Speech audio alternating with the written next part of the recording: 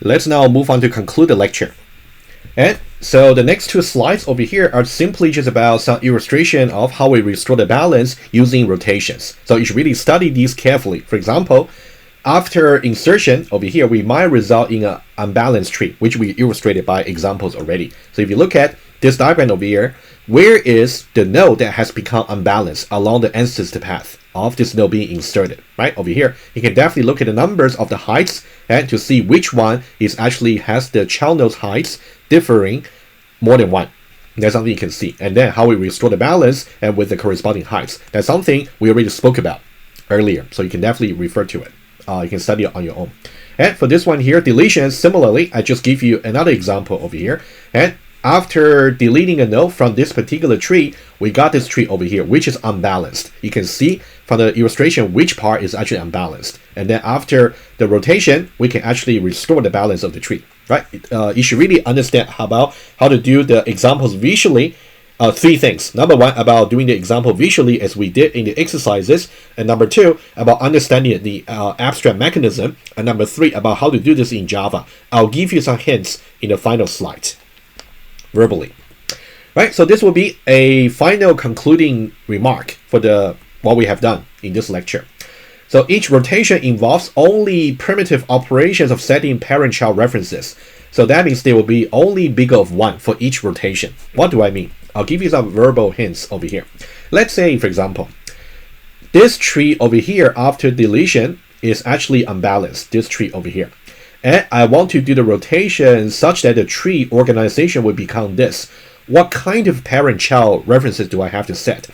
Well, apparently C, T1, T2. C, T1, T2 here, it doesn't change, so we are okay.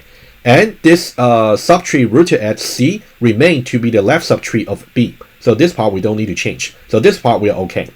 It's only this part here we got to do a little bit of work, but it's rather easy. We want to say that, so now for B here, its right child should really become the subtree rooted at A. So we should really say something like B dot set right child to be A. And then we want to make sure the T3 over here that used to be the right child of B is now set to be the left child of A.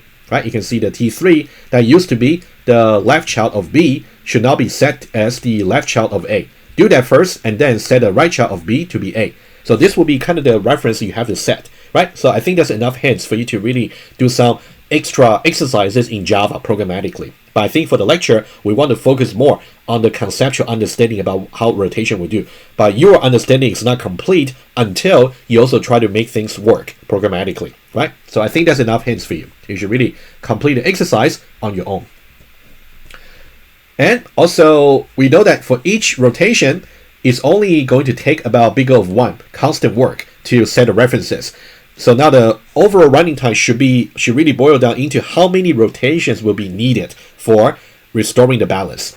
In the case of the insertion, only a single trinal restructuring step will be needed. Either a single rotation or maybe a double rotations. Each one of them will be just bigger of one, just one. In the case of deletion, to really complete the trinal restructuring process, we may have to go from the bottom of the tree, in the worst case, all the way do the rotation to the root. In that case, it will still be bounded by the heights of the tree. So that's why the number of rotations we have to do to restore the balance after a single deletion will be big O of h, which is big O of log n, because we are talking about a balanced tree to begin with.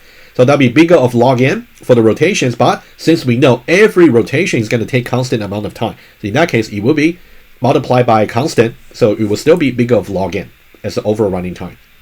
Right, so this lecture here is not very many slides to actually study, but you really have to make sure you understand. Again, let me conclude by saying three things.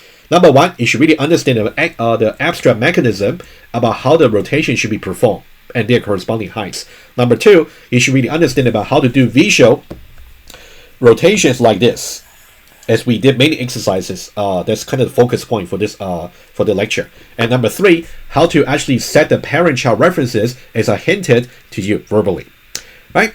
Study this lecture carefully. I think it's really exciting stuff to really learn about binary search tree. And stay engaged, and then we'll move on to the next lecture.